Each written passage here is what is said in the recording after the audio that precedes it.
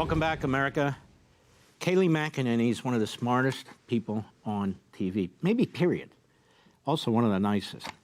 She's a co-host of Outnumbered, former White House press secretary to President Trump. She wrote the book Serenity in the Storm, which was a great book. Kayleigh McEnany, immigration and the economy are the two big issues, and they should be. And this is where Biden is a complete and utter failure.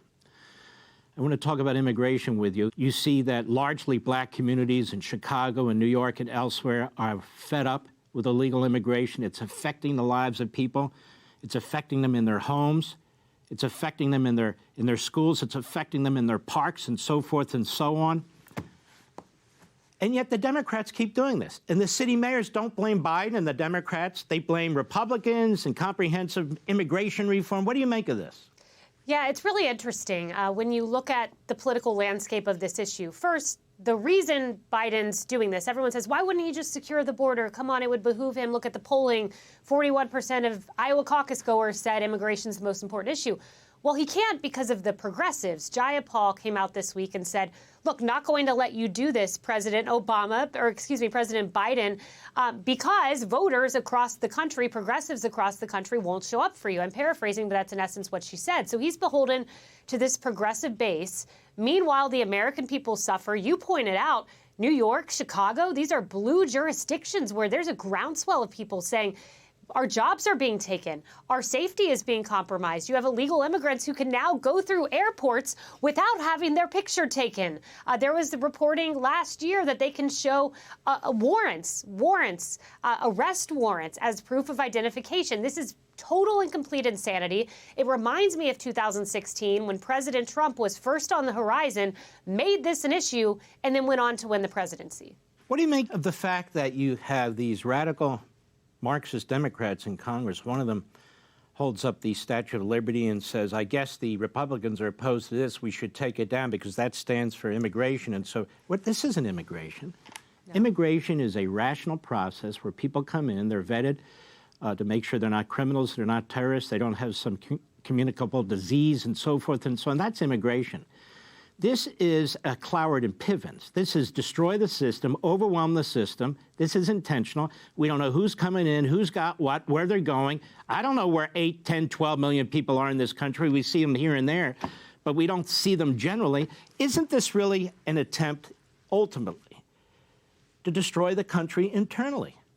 That's exactly what it is. I mean, how could you say it's anything but that? I mean, to your point, there's a difference between legal immigration and illegal immigration. I remember back when I was on the presidential campaign meeting a voter who was literally so emotional because one of her relatives had just gotten citizenship into the country. It was a years-long process, and the scourge of illegal immigration, to compare that, they're really two entirely different things. But what's interesting is what Democrats will try to do with this.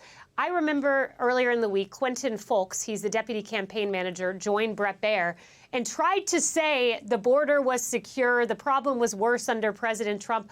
What a joke, what a laughable thing. And they're rolling out this talking point. Quentin Fulks did it, then Kamala Harris did it on The View this week. We tried. It was a day one priority. We put forward legislation. It was Republicans who wouldn't work with us. What a joke. What a lie. Republicans passed H.R. 2, which took us back to Trump-era border policies. But make no mistake, they will try to deceive on this issue, though I think it will be very difficult when you look on what's happening in blue jurisdictions. It's gotten to blue jurisdictions. It's amazing, to your point.